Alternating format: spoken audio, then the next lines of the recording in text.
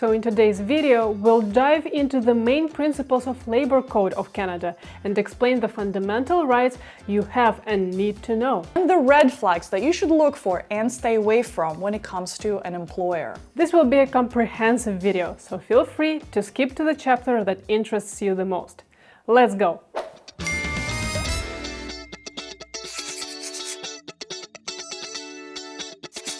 Temporary foreign workers and permanent residents all have the same rights and protections as Canadian citizens. The Canadian Labor Code and provincial employment standards govern various aspects of employment. We highly recommend you study both documents as they have a lot of valuable information. This video will only cover some main principles. First, let's make one of the biggest distinctions between the terms employee and a contractor. Employees, oftentimes full-time, typically have a schedule set by the employer, stable and a consistent income determined by the employer. And they have access to employee benefits such as health insurance, paid time off, and additional perks like retirement plans and some others. We will talk about them in just a minute. Employees also don't have to worry about income tax deductions, employment insurance, or pension deductions. Your employer is required to calculate and withdraw taxes and other deductions at source required by law. Overall, employees enjoy relative job security since employment agreements are usually long-term, and employees are protected from wrongful termination by Canadian law. Contract work, also known as temporary or freelance work, doesn't have a set schedule. It's oftentimes up to you to set your own schedule, the cost of your services, and the hours of your work. You are your own boss, who also happens to work with a specific employer. As a contractor, you oftentimes have no access to additional perks and benefits of the company and are considered self-employed. That means that you are responsible for collecting and paying your own tax each year. Contract employees enjoy flexibility and can easily work several jobs at once and decide on their own compensation. Talking about differences between employees and contractors, it is important to note that while employment standards provide a foundation of protections for both employee and contract workers, some contract workers may not have access to many benefits and entitlements that employees receive. Contractors can also be terminated at any time without notice too. In this video, we will mostly focus on provisions for employees. If you're interested in learning more about contractors, let us know in the comments below.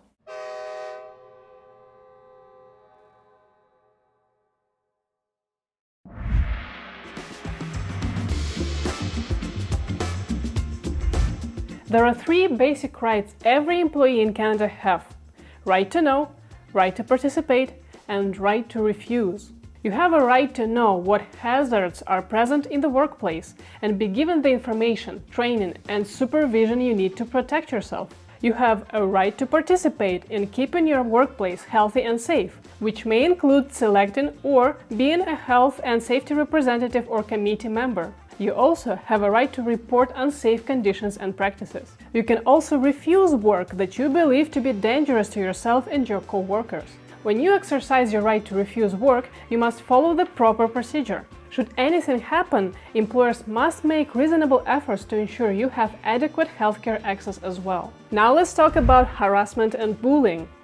Canadian labor laws, as well as human rights legislation, prohibit harassment and discrimination in the workplace. Under the Labor Code, employers have a duty to provide workplace free from harassment and bullying. They must take proactive measures to prevent and address these issues, and you will likely be required to go through a training on how to recognize, avoid, and report a harassment and bullying. You have the right to work in an environment free from inappropriate behavior. If you experience or witness such a behavior, it's important to report it to your employer or HR department. Harassment and bullying is generally taken seriously in Canada and can result in termination of the person who exhibits harassment and violence.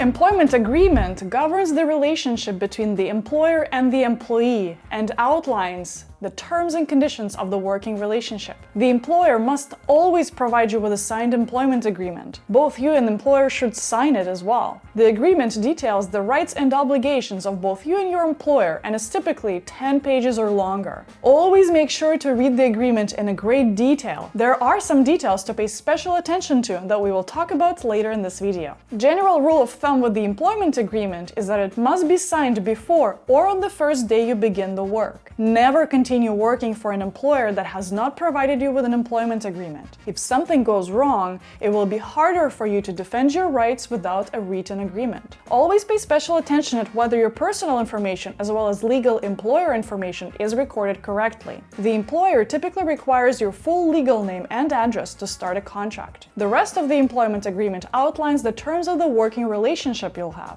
It typically includes information about the responsibilities, payments, benefits and perks, confidentiality agreement, and other terms of employment. Employment contracts, just like any other agreements, are negotiable, so do not hesitate to ask for clarifications, consult with your lawyer, and negotiate some terms if you feel they are not suitable for you. Here are a few components of an employment agreement to pay special attention to.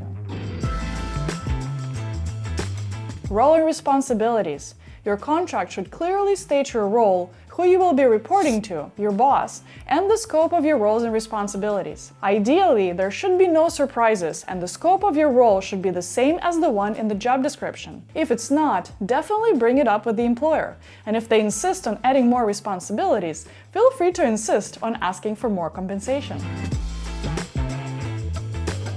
Compensation. Compensation amounts should be clearly stated in the agreement, either total annual or hourly with the stated weekly hours worked. The frequency of payment must also be stated. It refers to how often you'll receive your compensation. This could be weekly, bi-weekly, monthly, or in other intervals as agreed upon. Canadian Labour Code requires for workers to be paid at regular intervals and at least once a month. If you're landing your first job, make sure your compensation is not lower than the minimum wage allowed in your province. Each province sets its own minimum wage, ensuring a fair baseline for workers' pay. For instance, at $13 per hour, Saskatchewan has the lowest minimum wage, and Yukon has the highest low wage at $16.77 per hour in 2023. Make sure to keep track of minimum wage changes since they change almost every year. Hours of work. Most provinces have regulations on maximum daily and weekly working hours, as well as mandatory breaks during shifts. These regulations are designed to prevent overworking and ensure employee well-being. Generally, your maximum hours of work are 8 hours per day and 48 hours per week. A 40-hour workweek is the most standard workweek in Canada. Your employer may choose to ask you to agree in writing to work more than the weekly maximum, and if that's the case, you may be entitled for overtime pay. Your employer must also give you a 30-minute unpaid break during each 5-hour period you work, and your break can be split in 2 15-minute breaks. Speaking of overtime, overtime pay is mandated for hours worked beyond a certain threshold. For example, in Ontario, the threshold for overtime pay is 44 hours a week, and that's set out by the Ontario Employment Standards Act. This means that whenever an employee works for more than 44 hours a week, they are entitled to 1.5 times of the normal pay for each hour they've worked overtime. Overtime rates vary between provinces, ranging from 1.5 to 2 times the regular hourly wage. This not only compensates employees for the extra effort, but also encourages employers to respect the employees' time. If your compensation is not hourly but rather annual, the overtime pay is generally not expected. That is because salaried employees don't have fixed shift hours. Their hours can be more flexible. Salaried employees generally earn higher salaries and that amount is fixed. It doesn't change whether you work more or less than the expected amount of hours. Paid and unpaid leaves. Employees in Canada are entitled by law to vacation time. They are entitled to paid and unpaid leaves such as sick leave, maternity and paternity leave, and bereavement leave. These leaves allow employees to handle personal matters without fear of losing their jobs. Sick leave entitlement varies by province but typically ranges from 3 to 5 paid sick days per year, with additional unpaid sick days available in some cases. As for bereavement leave, it's usually 2-3 days of unpaid leave from work each calendar year, upon the death of certain family members. The amount of days depends on the province. Personal days.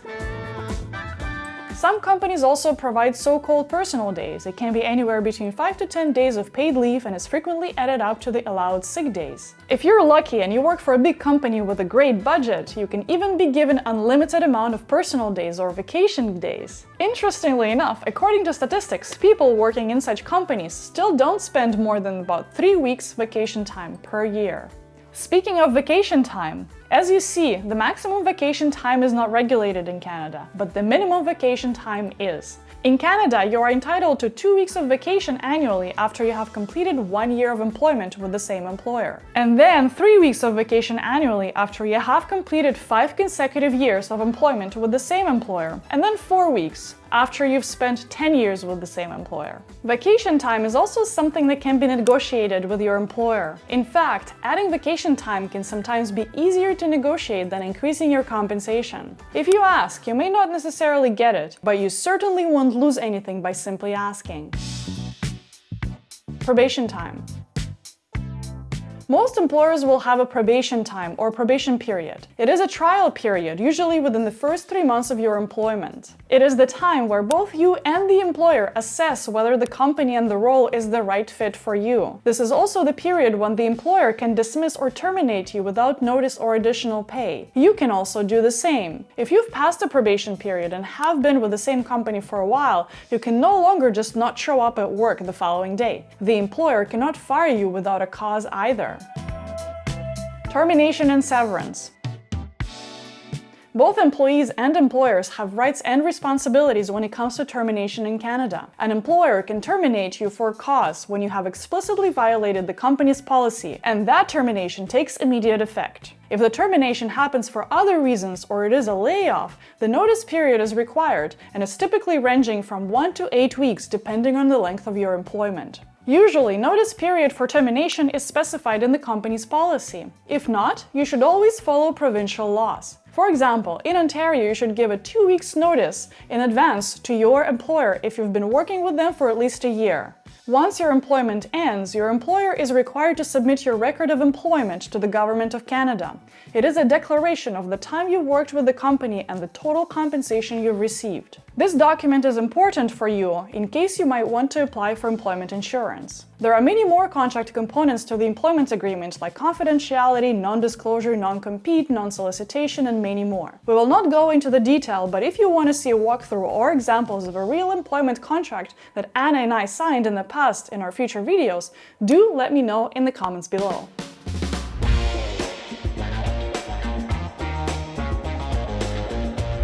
So Canada is known for valuing work-life balance, promoting overall well-being. So how is it reflected in day-to-day life of an employee? Well, first of all, you can have flexible work arrangements.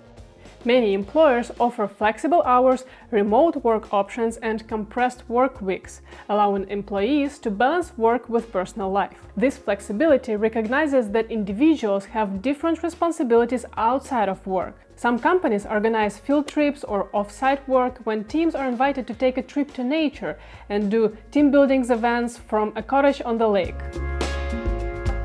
Let's talk about vacation time. Unlike the US, which does not have any mandatory vacation provisions in its labor code, most provinces in Canada mandate a minimum number of paid vacation days, and employers encourage workers to use vacation time to recharge. Many employers offer more than minimum 2 weeks of vacation time from the start of your employment to be more competitive in the job market. Many employers recognize that without proper time to relax and recharge, workers cannot be productive and oftentimes encourage their workers to take vacations. So as for maternity and parental leave policies, they differ by province, and the length typically ranges from 15 to 18 weeks of unpaid leave. Both parents can take parental leave, with the total combined leave often extending to 35 to 52 weeks, depending on the province. These policies acknowledge the importance of family and support new parents. During the leave time, the government promises to pay you a portion of your employer's income, while the employer is required to keep you employed until you come back. Health and wellness. Many employers provide health and wellness programs promoting physical and mental well-being. The most common benefit is the employer-sponsored private insurance. Employers usually cover full or most of the private insurance costs, and you, in turn, can get advanced medical services covered partially or in full by this insurance. My personal favorite is massages. Public holidays. Canada recognizes a number of public holidays, providing employees with between 10 to 14 additional days off, depending on the province, to relax and spend time with the loved ones. Public or statutory holidays are usually paid for by the employer. Now that we've covered the most fundamental rights of a Canadian worker, let's quickly discuss the red flags, things that an employer cannot legally ask you to do. They cannot ask you to reimburse your recruitment fees. Recruitment is part of their regular operating procedures as a company, and therefore each employer should cover these fees on their own. Overall, you should never be asked to pay for your hiring process.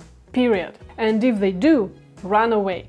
Second, they should not ask you to pay for your equipment. If they do, this is likely a scam. One of the most common scams in Canada is when an employer asks you to purchase equipment on your own credit card and send it to an unknown address. This is such a scam. Third, the employer cannot seize your passport or work agreement. In the similar fashion, the employer has no influence on your immigration status.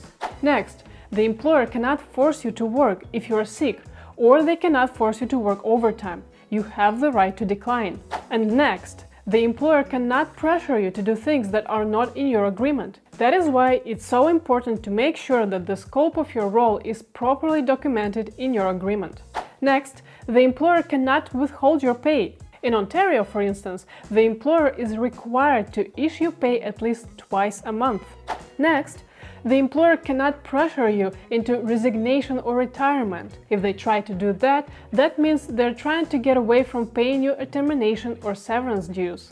Understanding your labor rights and embracing work-life balance principles is vital for a fulfilling professional and personal life in Canada. By being aware of your rights, different employment types, and taking proactive steps to maintain balance, you can enjoy a successful career while standing up for your rights. If you found this information helpful, don't forget to like this video, subscribe to our channel, and share your thoughts or questions in the comments below. A huge shout out to our Patreon supporters and our Facebook community. Thank you so much, guys. And thank you for watching. We'll see you in the next video. Take care.